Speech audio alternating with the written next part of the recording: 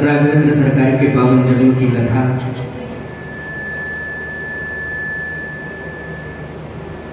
परमात्मा का जन्म इस पृथ्वी पर विषम परिस्थिति में होता है। एक दो कारण से परमात्मा कभी जन्म नहीं लेते। भगवान के जन्म का कारण सिर्फ देवर्षि नारद का श्राप ही नहीं है या सनकादि ऋषियों द्वारा दिया गया श्राप ही नहीं है। परमात्मा के जन्म का कारण तपस्या भी है।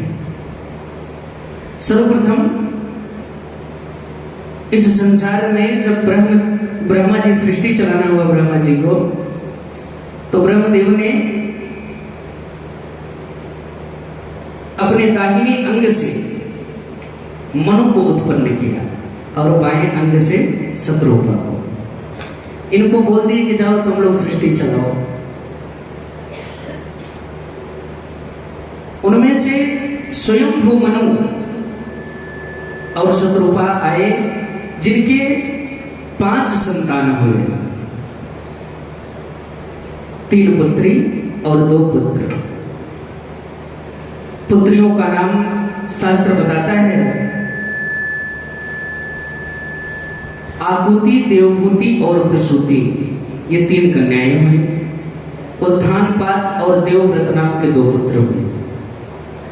स्वयं भूमनि को 17 रानियां थी, जिससे ये सारी सृष्टि चल रही है। हम सब मनु के संतान हैं। ये वृक्ष 84 लाख योनि जो भी है, नाग नर किन्नर यक्ष गंधर्व सर्प वृक्ष, ये सब मनु के ही संतान हैं। महाराज मनु के वंश में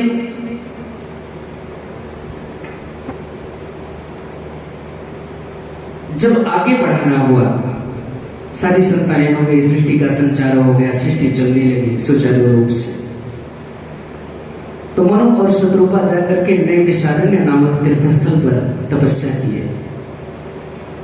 नैमिषारण्य वो तीर्थस्थल है जहां पर प्रत्येक प्राणी की एक मनोकामना जरूर पूर्ण होती है, ऐसा शास्त्र कहता है।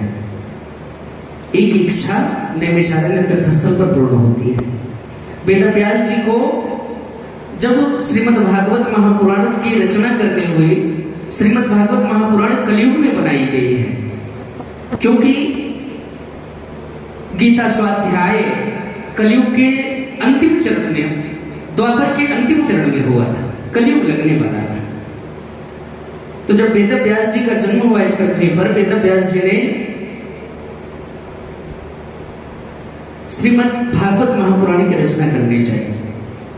तो उनमें कई शास्त्रों में देखा जिसमें नैमिषारण्य का वर्णन था। वेदव्यास जी ने सोचा कि चलो इसी बहाने से चलकर देख भी लेंगे क्या नैमिषारण्य में सत्य में इच्छाएं पूर्ण होती हैं।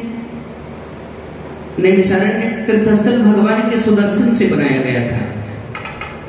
जब इस पृथ्वी पर भगवान का अवतार नहीं था, मनु और शत्रुपा के समय में ये रावण और कुंभकर्ण बहुत अत्याचार करते थे। इनका अत्याचार इतना बढ़ गया कि माता पृथ्वी भी अकुला उठी।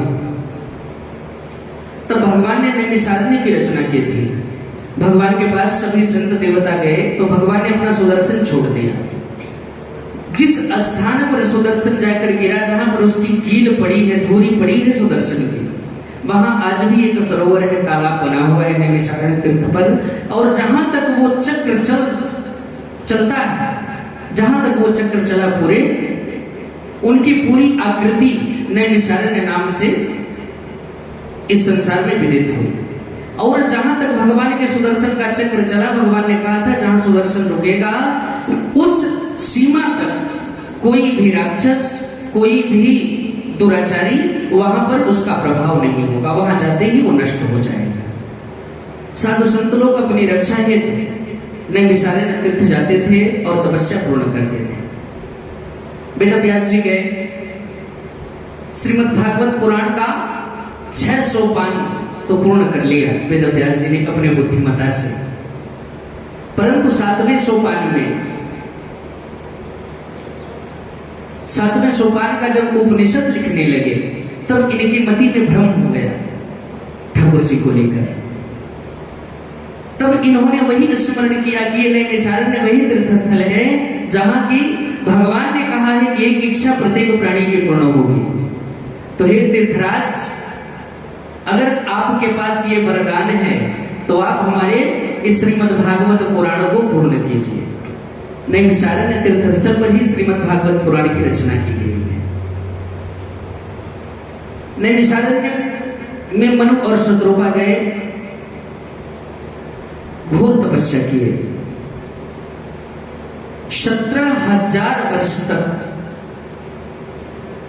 स्वयं मनु और शत्रुपा ने तपस्या किया। तपस्या के उपरांत कई बार ब्रह्मा विष्णु और शंकर भगवान आए, बोले कि मांगो तुम्हें क्या चाहिए, तुम्हारी इच्छा मैं पूर्ण कर दूंगा। लेकिन मनु और शत्रुपा ने कहा मुझे आपकी आवश्यकता नहीं है, आपके भी कोई बड़े हों तो उनको भेजिए, आपसे मेरा काम नहीं होगा।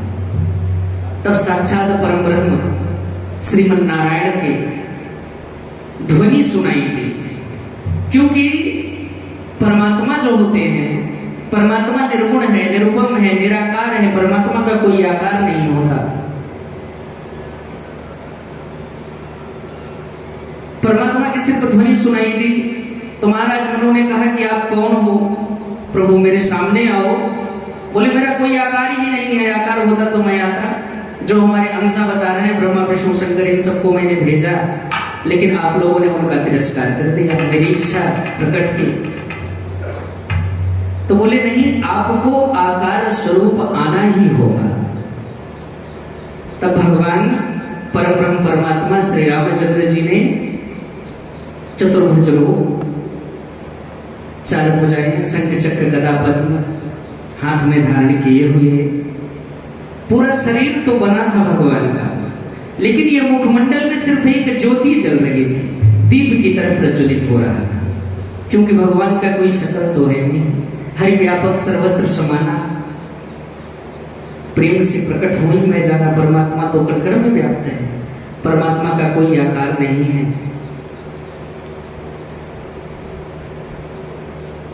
फिर जब चतुर्भुज भगवान वैष्णव स्वरूप में प्रकट हुए, जिससे परम ब्रह्म परमात्मा को विष्णु का अवतार माना जाता है, किस लिए? उनके आयुध से, आयुध का मतलब उनके शंख चक्र गदा और पद्म से परम ब्रह्म परमात्मा श्री रामचंद्र जी को विष्णु का अवतार माना जाता है।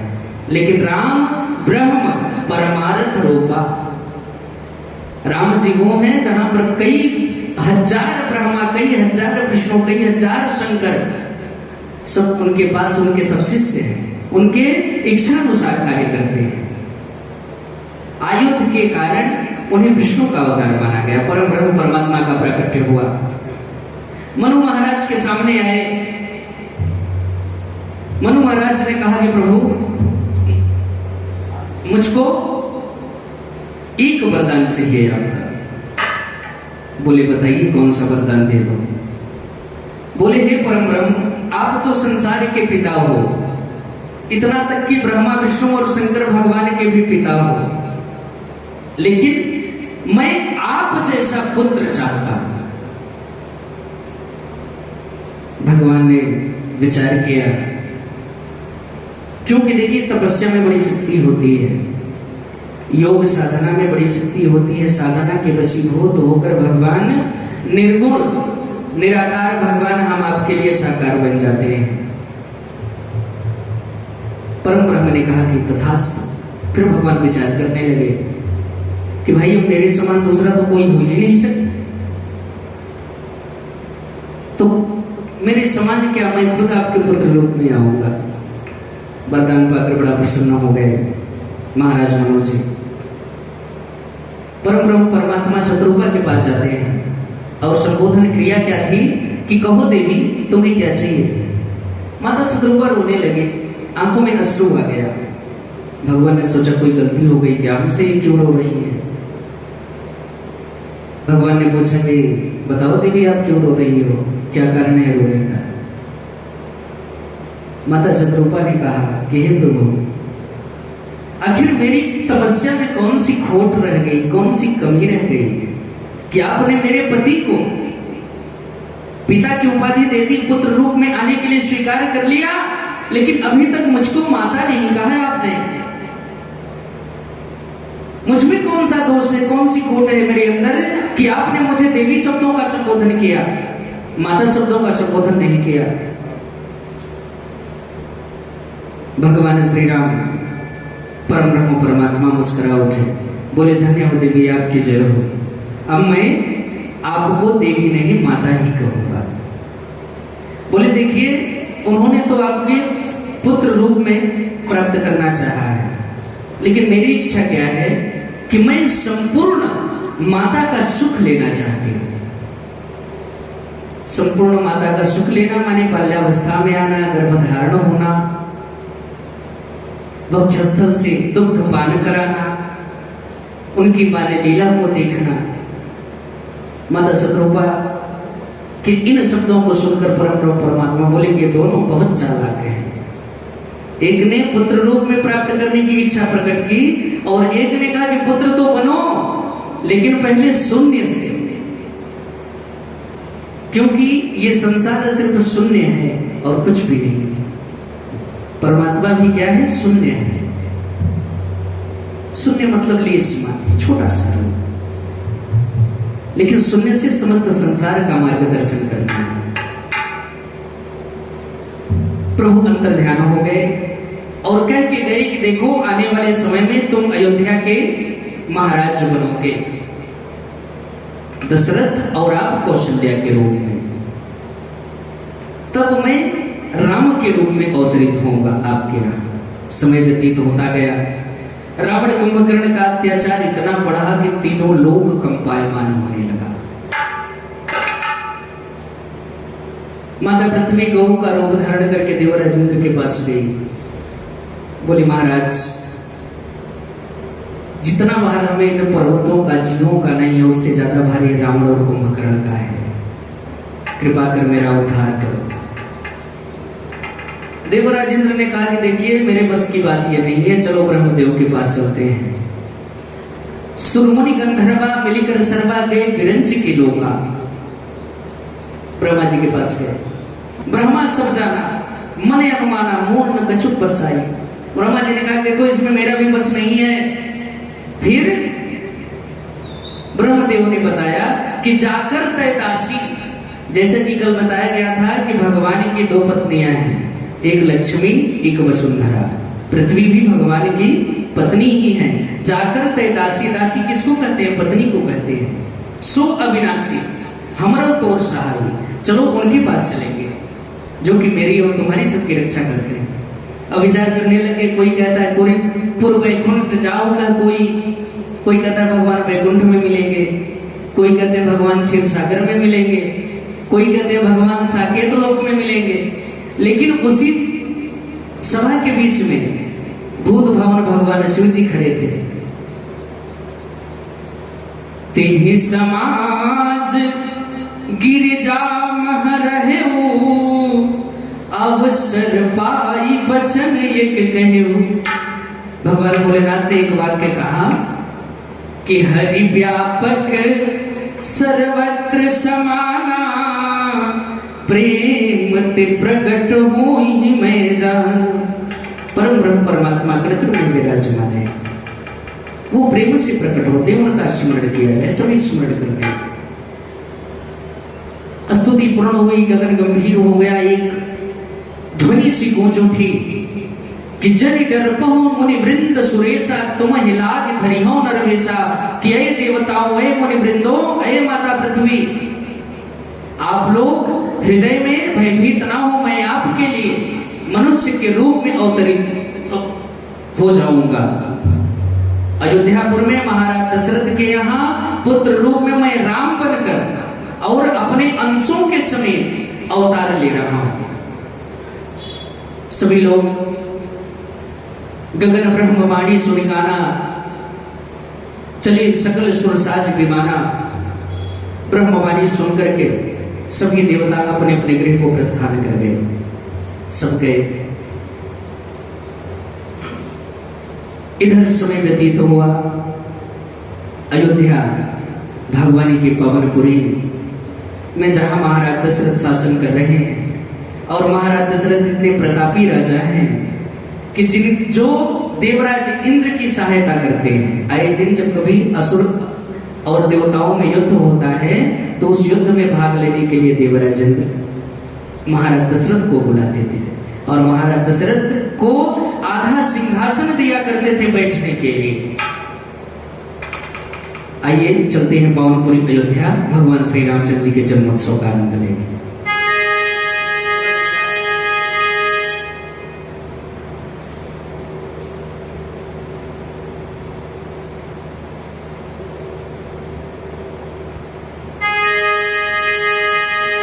सीताराम जी की प्यारी राजधानी लागे, राजधानी लागे, मोहे मीठो मीठो सरयू जी के पानी लागे। सीताराम जी की प्यारी राजधानी लागे, राजधानी लागे, मोहे मीठो मीठो सरयू जी के पानी लागे।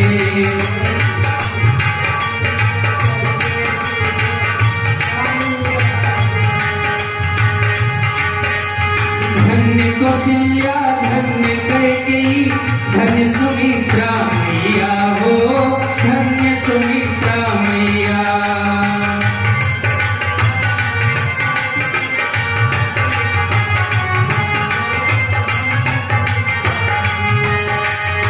धन्य नृपति दशरथ जी के अंगना हो, धन्य नृपति दशरथ जी के अंगना, जहाँ खेले चारों भैया मीठी तोतली रसीली प्रभु जी पानी लागे, प्रभु जी पानी लागे, मोहे मीठो मीठो सरयू जी के पानी लागे। सीताराम जी को प्यारी राजधानी लागे, राजधानी लागे,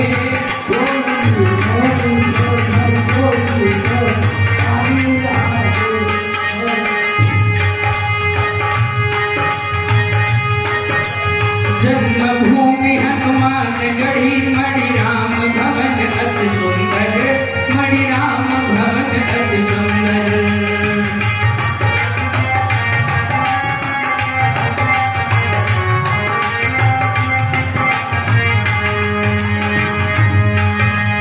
स्वयं जगत के मालिक बैठे कनक भवन के अंदर, सीताराम जी, सीताराम जी की शोभा सुखदानी लागे, सुखदानी लागे, मोहे मीठो मीठो सरयू जी के पानी लागे।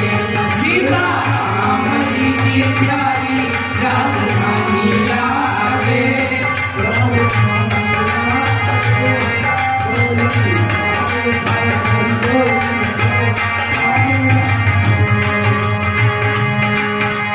परम सुहावन जन्मभूमि श्री रघुबर राम लला की, रघुबर राम लला की।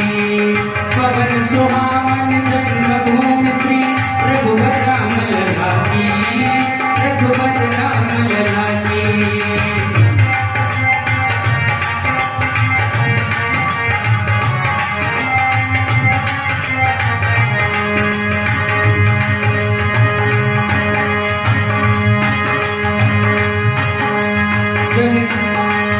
जानक महल सुंदर शोभा लक्ष्मण जी के दिला की, लक्ष्मण जी के दिला की।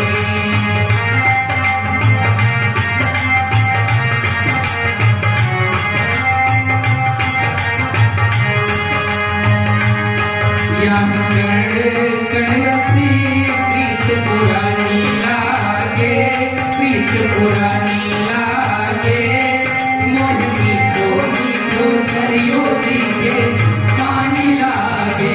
सीताराम जी की प्यारी राजधानी लागे, राजधानी लागे, मोहे मीठो मीठो सरयू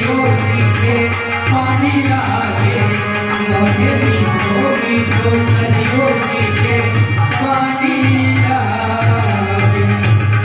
प्रेम से बोलिए अयोध्या गुरुधाम की जय। महाराज दशरथ दरबार में विराजमान है।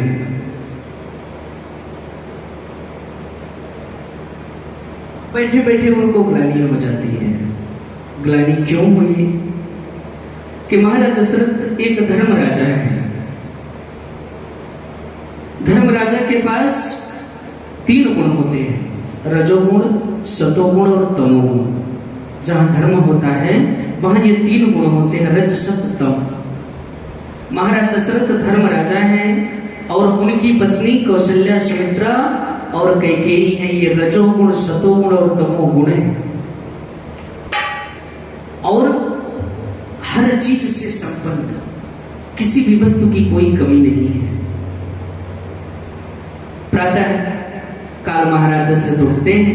प्रत्येक दिन ब्रह्म मुहूर्त में 3 बजे भोर महाराज दशरथ उठ जाया करते थे और पहले भ्रमण करते थे, अपने नगर का समाचार लेते थे।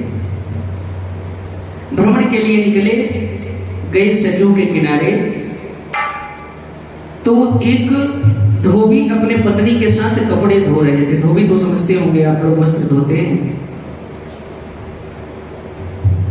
महाराज दशरथ को देखकर वो धोबी की पत्नी कहती है कि हे परमात्मा, आज मैंने बंछे का मुंह देख लिया, क्योंकि महाराज दशरथ को कोई संतान था नहीं। आज का दिन न जाने कैसे गुजरेगा। प्राणी अशुभ मानते हैं, जिनको कुछ दिनों तक बेटा ना हो तो वैसे भी कहते हैं ये तो बांझिन है, इसका मुंह देखना ही पाप है। महाराज दशरथ को ये बात चुभ गई। आए दरबार में बैठे रहते हैं। उनके सबसे बड़े मित्र मंत्री सुमंत जी महाराज हैं।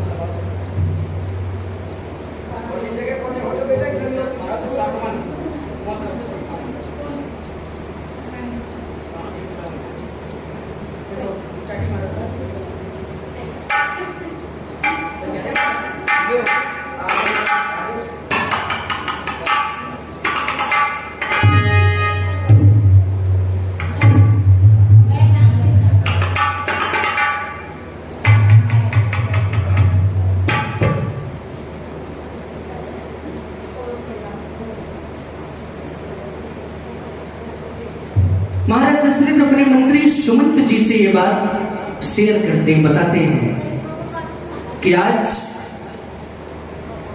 प्रातः ऐसी ऐसी घटना हो गई मित्रवर। उनको ग्लानि हुई कि क्या सत्य में मैं इस संसार का निसंतान राजा ही बनकर मर जाऊंगा। मुझे पुत्र नहीं होगा, पुत्र सुख की प्राप्ति नहीं होगी।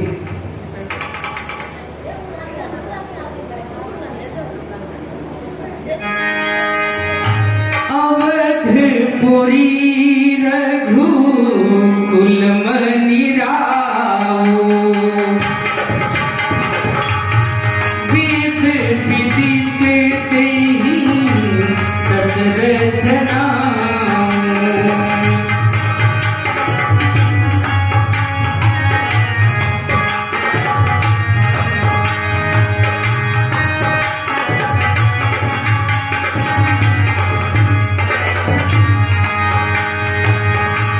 धर्म धुरंधर गुण निधि ज्ञानी, हृदय भगति मति सारंग पानी, सारंग पानी।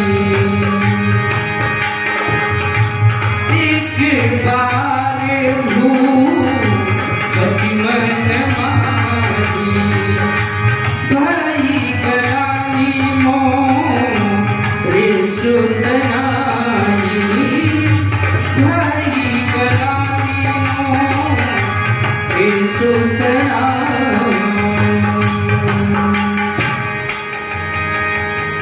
महाराज दशरथ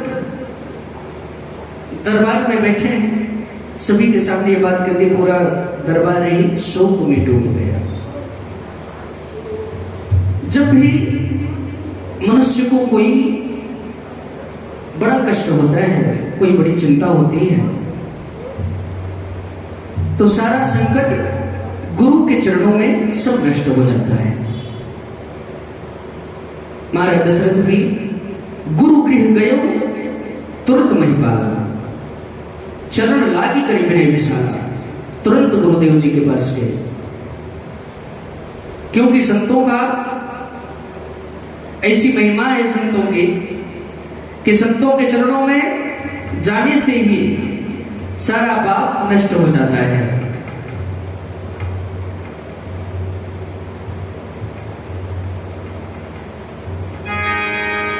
संतन के संग लाग रे तेरी अच्छी बनेगी, संतन के संग लाग रे तेरी अच्छी बनेगी।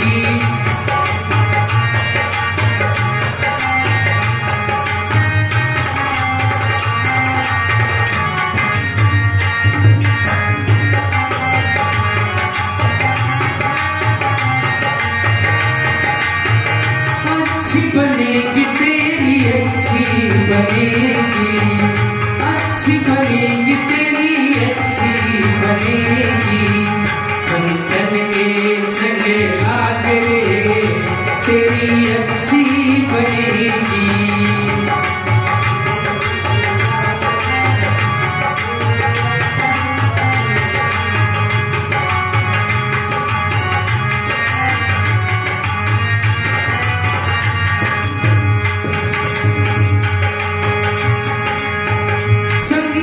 के संग पुण्य कमल में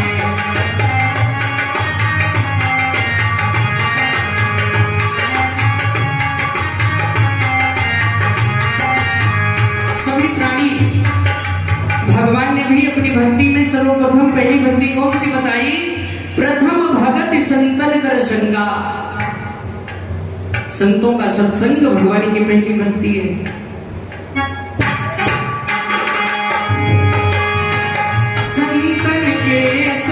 पुण्य कमाले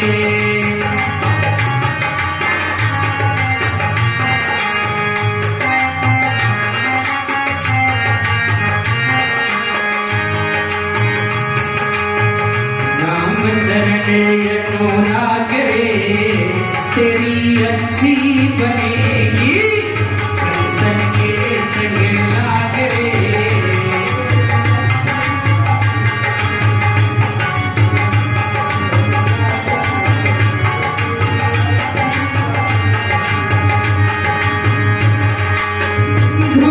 बन गई प्रहलाद जी की बन गई,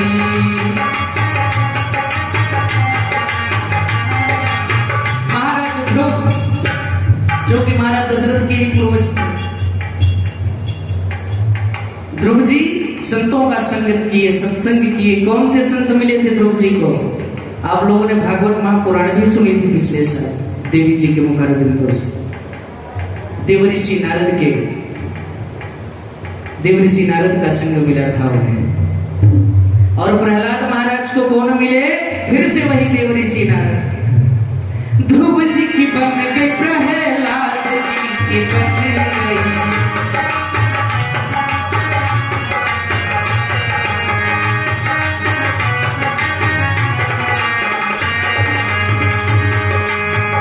हरि सुमिरन में लाग रे तेरी अच्छी बनेगी, संतन के संग लाग रे तेरी अच्छी बनेगी।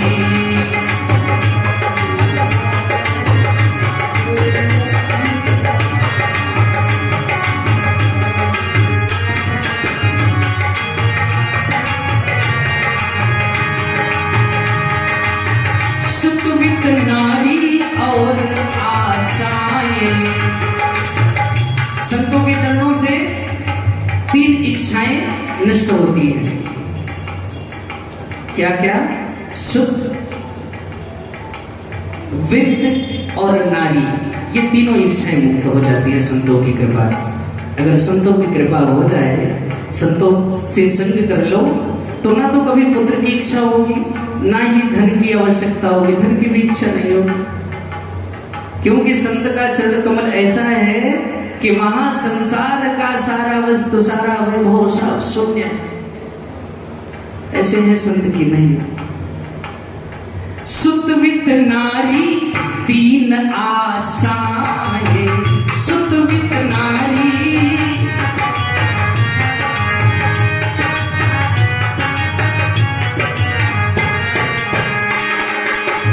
त्याग सको तो त्याग रे, त्याग सको तो त्याग रे, तेरी अच्छी बनेगी संतन के संग लाग रे, तेरी अच्छी बनेगी।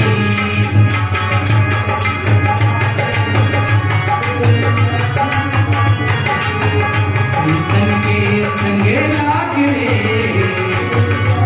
तेरी अच्छी बनेगी। महाराज दशरथ अपने गुरुदेव जी के पास जाते हैं। गुरुदेव जी वशिष्ठ महाराज, जो कि ब्रह्मा जी के श्रेष्ठ पुत्र हैं, महाराज के वशिष्ठ जी ने बड़ा सत्कार किया। क्या ये महाराज भाई राजा ही आ गया? बोले महाराज बताइए आपके चिंता का क्या कारण है? महाराज दशरथ ने कहा प्रभु और तो सब ठीक है, सब विधि मंगल कुशल नाथ हैं, तुम्हारे चरण प्रतापो, आपके कौन चरणों के प्रताप से सब प्रकार से कुशल है।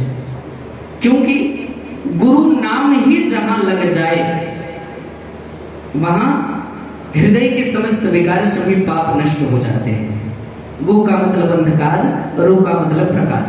जो हमारे हृदय चक्षु में इस अंधकार माने पाप, लोभ, मोह, इन सब का नाश करके जो हमें धर्म, ज्ञान और वैराग्य का शिक्षा देता है, वही हमारा गुरु होता है। गुरु के नाम का स्मरण करते ही बोले महाराज सब ठीक है, लेकिन एक बात विचार रैन के होत अधिक संताप। महाराज बस एक बात है जिसको सोच सोच करके मुझे बहुत ही संताप होता है, दुख होता है। क्योंकि शास्त्र भी कहता है अपुत्रस्य गृहं शून्यं दिशा शून्यं च बान्धवाः, मूर्खस्य हृदयं शून्यं सर्व शून्यं दरिद्रताम्। शास्त्र भी कहता है कि बिना पुत्र के घर शून्य होता है, बिना भाई के दिशा शून्य होती है, भुजाएं शून्य होती है। मूर्खस्य हृदयं शून्यं, मूर्ख का हृदय शून्य होता है, और जिनके ये सारे शून्य है वही दरिद्र है, सर्व शून्यम दरिद्रता। महाराज हमारा चौथापन आ गया, हर तरह से सारा धर्म कर्म कर लिया मैंने, संयम नियम तीर्थ गुरु सेवा मख कीने हो बहुबारा, कई बार यज्ञ कर लिए। और रानी अमित, एक ना रानी तो है नहीं, रानी 3 ब्याही घर लाए हो, तदपि न भयो कुमारा। महाराज मैंने 3 पत्नी ला ली, लेकिन अब तक एक भी बालक नहीं हुआ। महाराज ने कहा कि गुरुदेव उपाय वही हो जिससे रघुवंश चले अपना, पितरों को भी तर्पण पहुंचे। महाराज दशरथ ने देखी ये बात, कुछ चीजें गुरु से छुपाई जाती हैं, गुरु माता पिता के सामने कुछ बात हम नहीं प्रकट कर सकते। तो महाराज ने एक बहाना लगा दिया, क्या संकेत किया कि पितरों को तर्पण देने वाला तो कोई चाहिए नहीं, क्या मुझको पिता सुनने के मेरे लिए कान लालाई थे, कोई मुझको पिता करके पुकार दे। उन्होंने क्या बहाना लगाया कि हमारे पितरों को भी तर्पण पहुंचे। आगे पुनाम चले अपना महाराज, एक ही पुत्र चाहिए मुझे, लेकिन पुत्र कैसा चाहिए? जो कि हमारे पितरों को तर्पण दे और मेरा नाम बढ़ाए, नाम डुबाने वाला पुत्र नहीं। भाई हर पिता चाहता है, हर माता चाहती है मुझे राम जैसा बेटा हो जाए, है ना? सब चाहता है कि मेरा बेटा राम जैसा हो, मेरी बहू देवी सीता जैसी। लेकिन राम जैसा पुत्र पाने के लिए पहले कौशल्या बनना पड़ेगा। पहले दशरथ बनना पड़ेगा, तब तो राम जी आएंगे। लेकिन अगर पुत्र हमें प्रेम से मां और पिता भी कह दे तो मान लीजिए हमारा जीवन सार्थक हो गया। घर में आज जो क्लेश हो रहे हैं इसका कारण हम आप खुद हैं, कोई और नहीं है। क्योंकि हम ये चाहते हैं कि हमारी बिटिया जहां जाए सुख में रहे और बहू जब आए तो खूब सारा काम करे। सभी चाहते हैं ना बिटिया सुख में रहे, बिटिया को कोई काम ना करना पड़े। लेकिन जब बहू आए तो एक भी काम बहू नहीं कर रही है, ये गलत बात है। भाई अगर जीवन को सुखमयी बनाना है तो पहले बेटी को ही बहू बनाओ। क्योंकि जब हम अपने घर में बेटी को रखते हैं तो उसको जैसे भोजन बनाना सिखाते हैं कि भाई भोजन बना लेगी तभी तो जाएगी ससुराल में, नहीं नाम खराब होगा कि इसके माता पिता ने क्या सिखाया इसको तो भोजन बनाना भी नहीं आता। शिक्षा देते हैं, अच्छे आचरण सिखाते हैं। उसी तरह से सास ससुर गुरु सेवा करही। माता सीता के आदर्श क्या थे? सास ससुर और गुरु की सेवा करती थी वो। उनको ये भी सिखाइए बिटिया को कि देखो तुम तो मुझसे ऊंचे आवाज में बात कर लेती हो, मैं तुम्हारी माँ हूं, लेकिन ससुराल में ऐसा नहीं। उसे प्रमाण दिखाना कि देखो तुम्हारी वो भाभी माँ आई है, वो किस तरह से हमें पेश आती है। तो पहले बिटिया को बहू जब बना दोगे, जब बेटी को जिस दिन बहू बना दोगे उस दिन घर का क्लेश दूर हो जाएगा, किसी भी घर में कलह नहीं होगा। इसलिए बेटी को सुख की बजाय पहले बहू बना लो घर में, फिर ससुराल भेजो। जब वो पूर्णतः बहू बन के जाएगी तो उस घर में कभी क्लेश नहीं होगा। गुरुदेव जी महाराज कहते हैं कि भाई दशरथ जी आपका कथन तो सत्य है, लेकिन ये बताइए कि आपके ही कुल में बहुत सारे ऐसे बालक हुए हैं जो कि अपने से अपना नाम चलाए हैं, पिता का कोई लेना देना ही नहीं है। बोले महाराज बताइए। बोले जैसे ध्रुव जी को देख लो, आज सारा संसार ध्रुव के नाम से जानता है, लेकिन उनके पिता का नाम कोई कोई जानता है। प्रहलाद जी को देख लो, हिरण्यकश्यपु का नाम कोई नहीं लेते, लेकिन प्रहलाद भगवान का नाम हर बच्चा बच्चा जानता है। श्रवण कुमार को देख लो, श्रवण कुमार को सब जानते हैं, मातृ पितृ भक्त श्रवण कुमार जैसा पुत्र सब चाहते हैं, श्रवण कुमार को सब जानते, लेकिन उनके पिता माता का नाम कोई कोई जानता होगा। तो बोले महाराज ये संसार है, सब कर्म स्वयं करना पड़ता है महाराज। हाँ पुत्र चाहिए तो भाई मैं तुम्हारा गुरु हूं, गुरु का दायित्व होता है कि अपने शिष्य के कष्टों का निवारण करे, और जो गुरु शिष्य के कष्टों का निवारण ना कर सका उस गुरु का होना ना होना सब व्यर्थ है, कोई मतलब नहीं। सदगुरु वही जो राम से मिला है। वशिष्ठ जी महाराज जी ने दशरथ महाराज जब गए बोले कि मुझे एक भी पुत्र चाहिए, तो क्या किया वशिष्ठ जी महाराज जी ने? राम से मिला दिया। बोले सुनो पुत्र कामेष्टि यज्ञ कराओ, पुत्र कामेष्टि यज्ञ होगी तो तुम्हें पुत्र अवश्य होंगे। आप एक पुत्र के लिए परेशान हो, 4 बच्चे होंगे तुमको। विश्वामित्र जी महाराज, अगस्त महाराज, भृगु महाराज, ये सब बड़े क्रोधी साधु थे, लेकिन वशिष्ठ महाराज, श्रृंगी ऋषि, ये सब बड़े शांत स्वभाव। साधुओं में भी 2 दल हुआ करता था, एक गरम दल एक नरम दल। आज भी चल रहा है यही सिस्टम।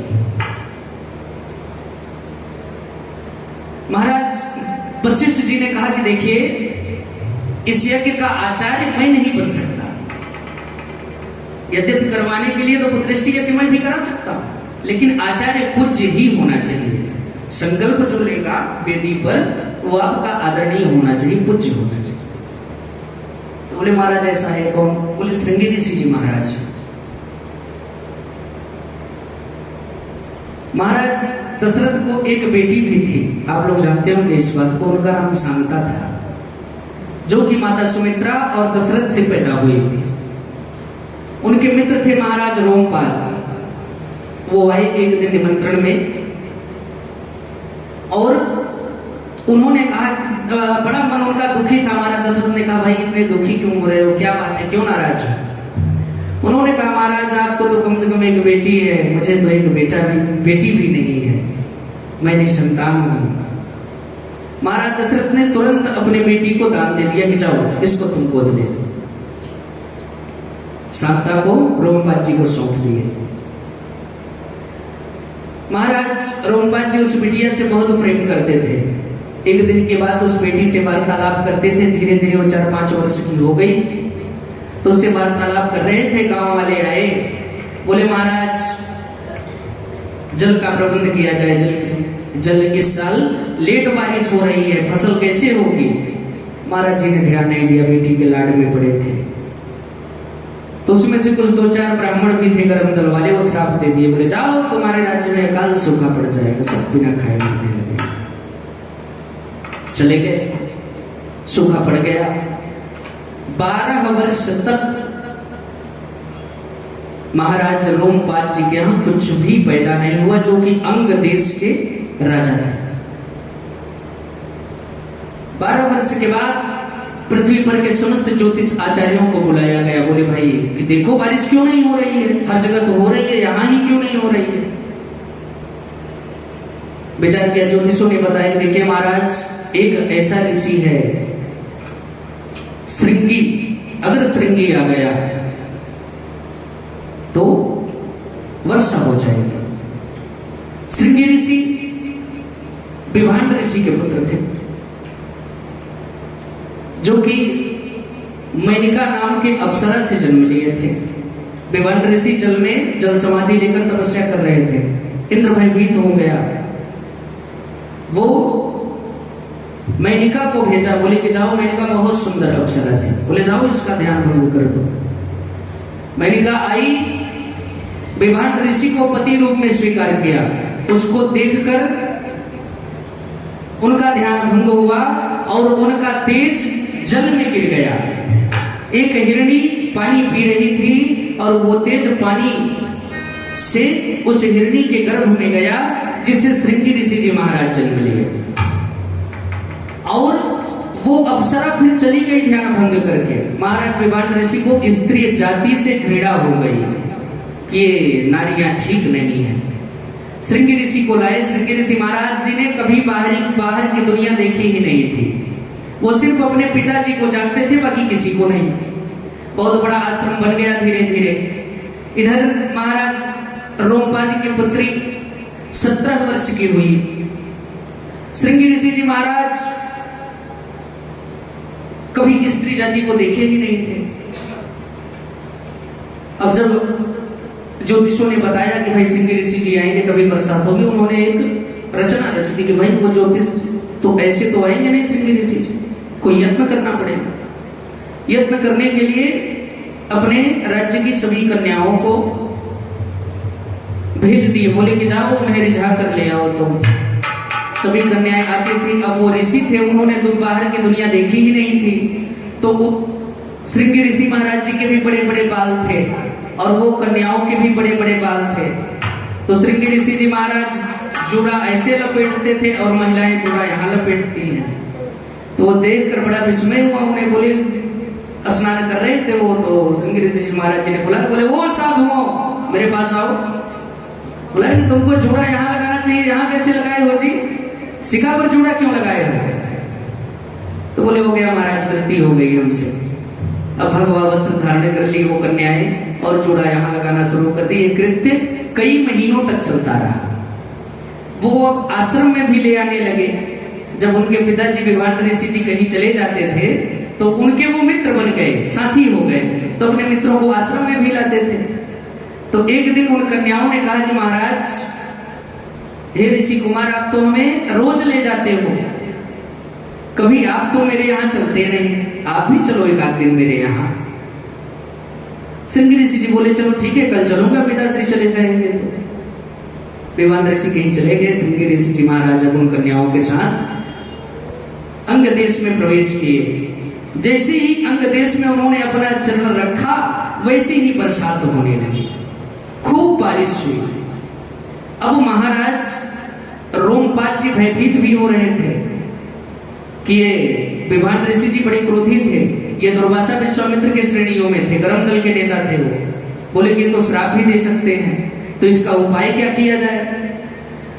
तो महाराज रोमपाल ने अपनी बिटिया का विवाह कर दिया उनसे। गए महाराज, वो सुंदर राजकुमारी को देखे, वो भी दशरथ की पुत्री थी, बड़ी सुंदर थी। माता शांता को देखे मोहित हो गए, बोले कि भाई देखो तुम हमसे दोस्ती कर लो, मेरे साथ रहो। बस उन्हें क्या पता था कि ये स्त्री जाति क्या होती है, महिलाएं क्या होती है। फिर शांता ने उन्हें पूरी बात बताई कि देखो मैं स्त्री हूं, आप पुरुष हो, स्त्री पुरुष इस संसार में सृष्टि की रचना करने के लिए आए हैं। तो बोले ठीक है, हम भी यही कार्य करेंगे। दोनों का विवाह कर दिया गया। विभान ऋषि जी महाराज वापस आए अपने आश्रम में, देखे श्रृंगी तो था ही नहीं, बड़ा क्रोध आया। ध्यान लगाकर देखे तो वो महाराज रोमपाल के यहाँ है। क्रोधावेश, हाथ में माता गंगा का जल का कमंडल लेकर मंत्र को अभिमंत्रित करते हुए पहुंच गए राज दरबार में। ओ महाराज, मैं श्राप देकर तेरी राज्य को नष्ट कर दूंगा अभी। महाराज रोमपाल ने एक रचना रच दी, बोले कि तुम दोनों जाओ वरवधू, जाओ पहले पिताश्री का आशीर्वाद ले लो। अब उसके मस्तक में सिंदूर लगा हुआ था माता शांता के, देखे श्रृंगी ऋषि के गले में वरमाला थी। गए ज्यों ही चरण स्पर्श किए, बोले अखंड सौभाग्यवती हो। बोले महाराज आप तो श्राप दे रहे हो, अखंड सौभाग्यवती कहां से रहेंगे, आप तो श्राप देने के कगार पर। तो उनका क्रोध शांत हो गया, बोले भाई चलो कोई बात नहीं है, पर बधू मिल गए। बोले चलो बहू मिल गई है तो रोटी तो मिलेगी हमें। लेकर चले आए। तब से महाराज श्रृंगी ऋषि जी दशरथ के दामाद हो गए और उनके आदरणीय हो गए, पूज्य हो गए।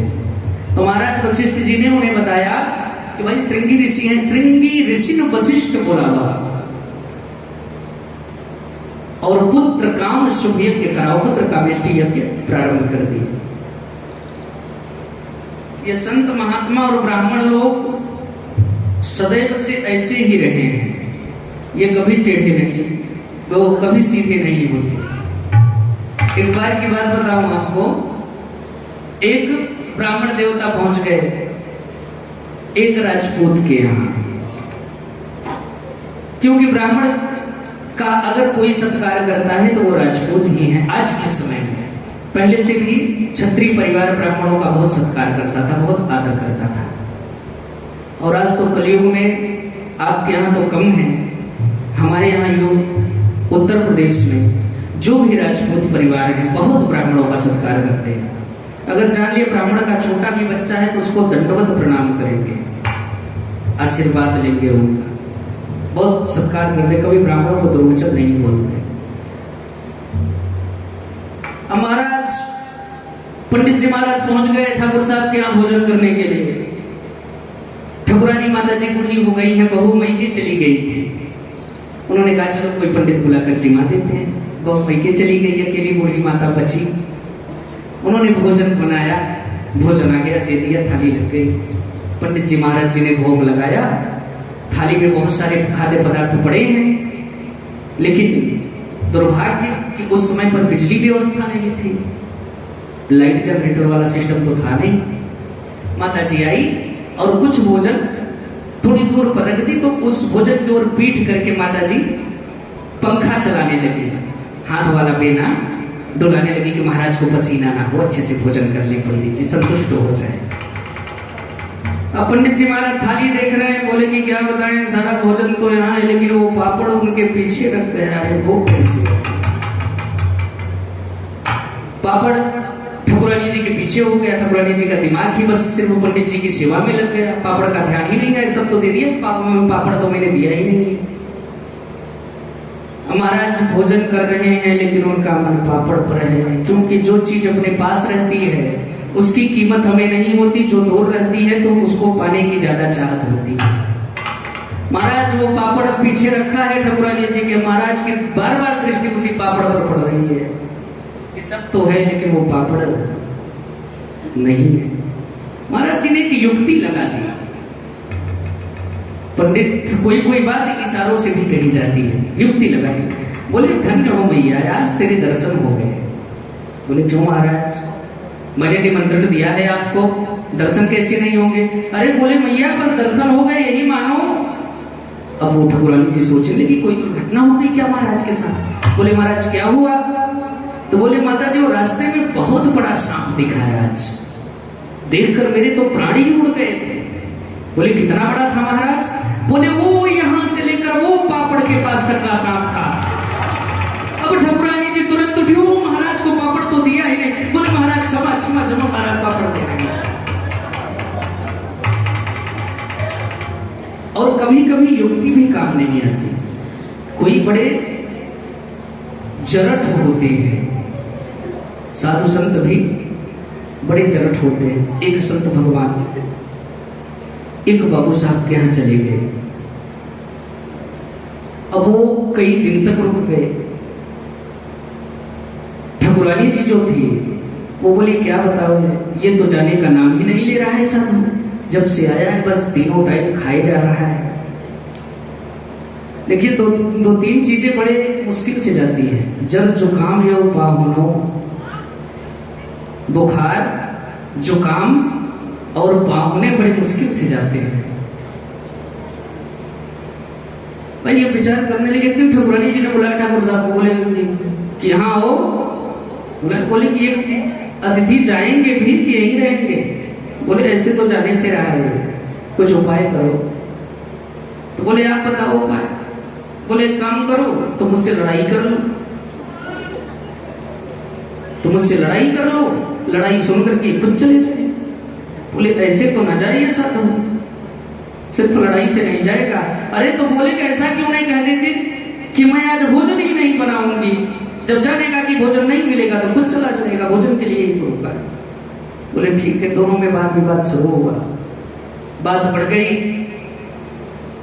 बाबू साहब लगे डांटने ठाकुरानी जी को। ठाकुरानी जी रोने लगी, बोली कि जाऊं मैं आज से भोजन ही नहीं बनाऊंगी, अब मैं खाना ही नहीं दूंगी। अब वो बाबा जी सुन रहे थे, बोले कि यहाँ ठीक नहीं है। अपना झोला और लंगोट उठाए, बाबा जी चाल पड़े। बोले कि अब तो भोजन ही नहीं मिलेगा, कोई दूसरा द्वार देखते हैं। बाबा जी चले गए, कुछ दूर चले गए। उन लोगों ने देखा इधर उधर, बोले बाबा जी तो गए। ठाकुर साहब ने कहा कि अब काहे रो रही हो, मैंने तो झूठ मूठ का ही डांटा था। ठाकुरानी जी बोली कि मैं कहाँ रो रही हूँ, मैं तो झूठ मूठ का ही रो रही थी। और तब तक बाबा जी फिर से अटपके बोले कि मैं कहाँ गया हूँ, मैं भी तो झूठ मूठ में ही गया था।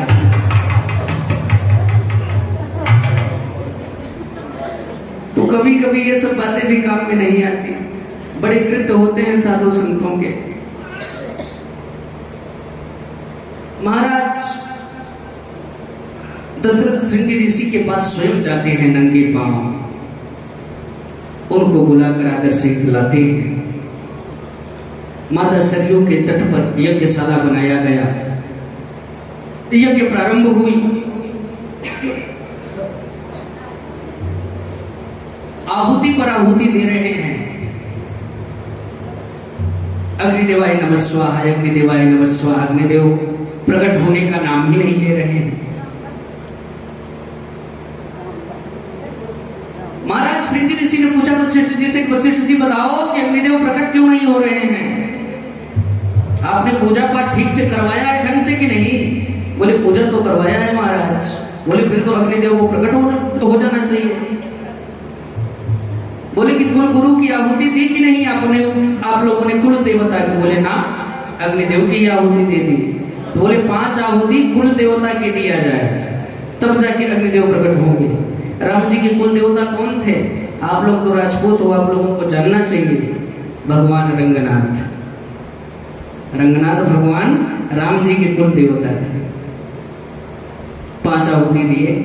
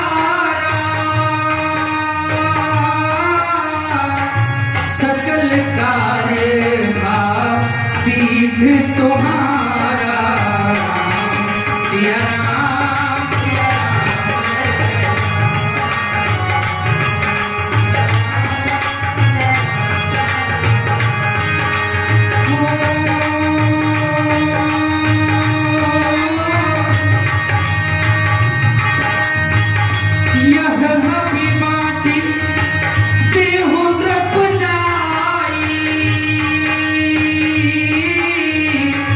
जथा जोग जही भाग बनाई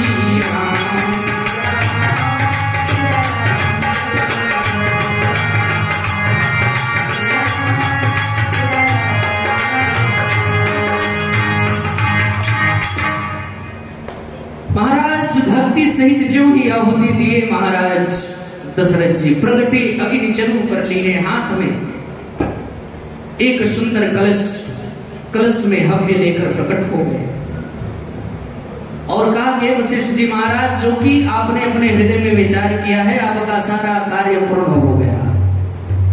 सभी लोग अग्निदेव भगवान का जयकारा करने लगे। प्रेम से बोलिए अग्निदेव भगवान की, रंगनाथ भगवान की।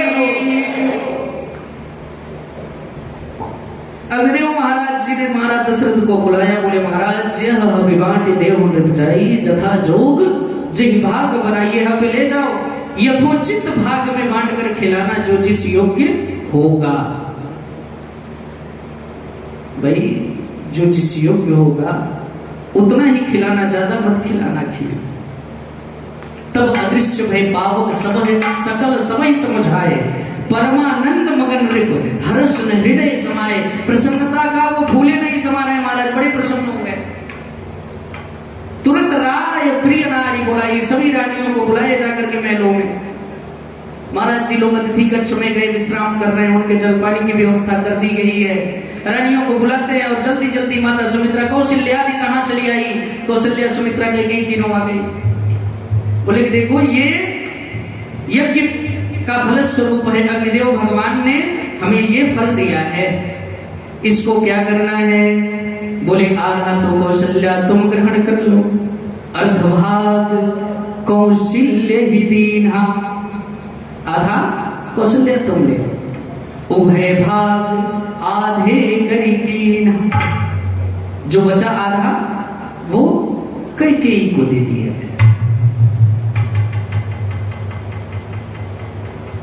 अब माता कौशल्या कैकेयी हाथ धरे, दीन सुमित्र ही चित प्रसन्न करे। अब माता कौशल्या अपने हव्य का आधा, माता कैकेयी अपने हव्य का आधा भाग माता कौशल्या को दे दी। तो कौशल्या माता को तो 2 भाग मिला और इन लोगों को 1-1 भाग मिला। तो इसलिए इन दोनों को 1-1 पुत्र हुए और माता सुमित्रा को 2 पुत्र हुए, लक्ष्मण और शत्रुघ्न। इसी प्रकार से गर्भधारण हो जाता है। समय आया, 9वीं तिथि, मधुमास पुनीता, शुक्ल पक्ष, अभिजित हरिजीता, मध्य दिवस, अति शीतल घामा, पावन काल लोक विश्राम। दिन का मध्य माने 12 बजे, चैत्र मास, दिन मंगलवार, 9वीं भौमवार मधुमासा, भौम माने मंगलवार, तिथि 9वीं, राम जी का प्राकट्य हुआ। सुर समूह विनती कर पहुंचे निज निज धाम, जग निवास प्रभु प्रगटे अखिल लोक विश्राम। आरती तैयार कीजिए, आरती तैयार करिए। प्रेम से बोलिए श्री रामचंद्र भगवान की।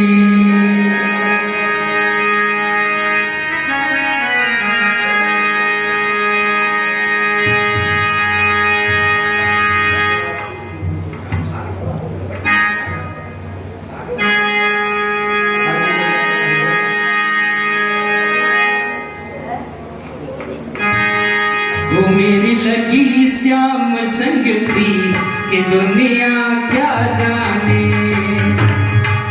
मेरी लगी राम संग थी कि दुनिया क्या जाने।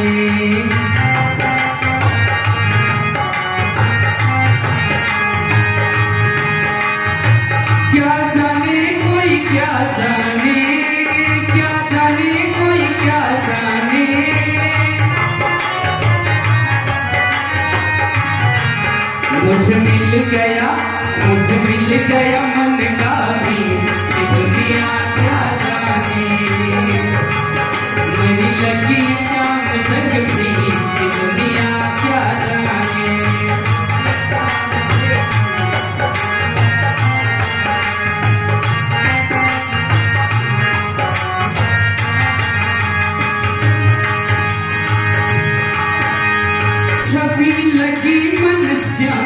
जब से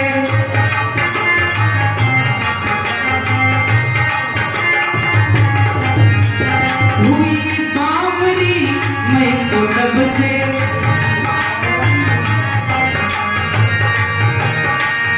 बांधी प्रेम की डोर मोहन से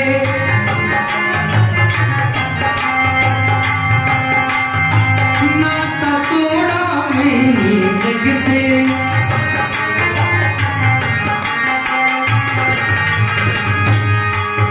है कैसी पागल प्रीत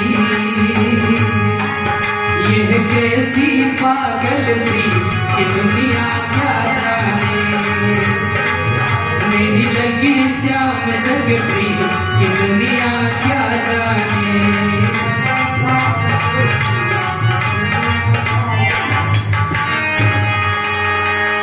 आजा कलयुग में लेके अवतार ये गोविंद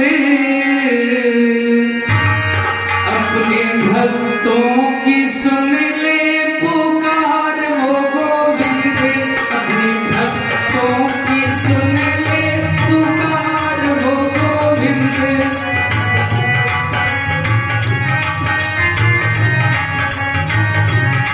आज कलयुग में लेके अवतार सभी लोग खड़े हो जाएंगे राम भगवान का जन्म हुआ है तो सभी लोग आरती करना है सबको आज कलयुग में लेके अवतार वो गोविंद अपने भक्तों की सुन ले पुकार वो गोविंद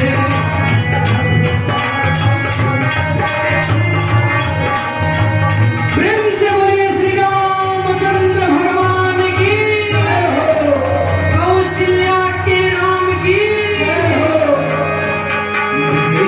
प्रगट कृपाला दीन दयाला कौशल्या हितकारी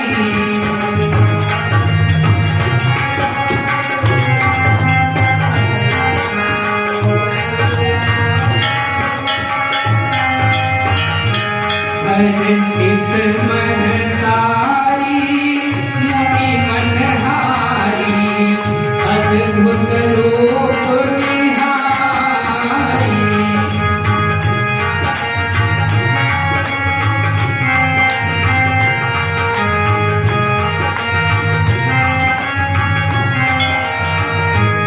लोचन अभिरामा कनघन श्यामा निज आयुध भुज चारी लोचन वनमाला नैन विशाला शोभा सिंधु करारी क्या है इंद्र जोरी स्तुति कोरी यही विधि करहु अनंता माया गुण ज्ञाना गीत यमाना वेद पुराण भनंता करुणा सुख सागर सब गुण आगर जहि गावहि श्रुति संता सो मम निकला जन